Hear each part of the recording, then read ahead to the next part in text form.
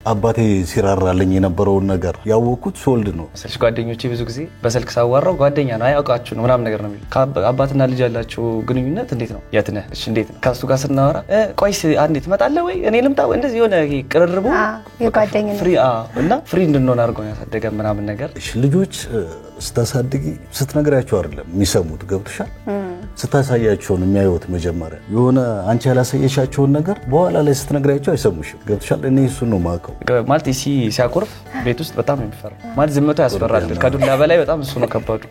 እና ምንድነው አሁን እኔም ብራዘርም እሱ ብቻችን ስንሆን እንላፋዋለን ምናምን ነገር እንይዟለን በዚህ ነው ነገርሽ ፍሪ ነን የሆነ እንደዚህ ለፊዚካል ምናምን እንትን አንፈረው ምን አይነት ሰው ነው አቤኒ ምን አለ መሰለሽ ፊቱ ስለሆነ አይደለም በጣም አሪፍ ብሬን አለው አሁን የደረሰበት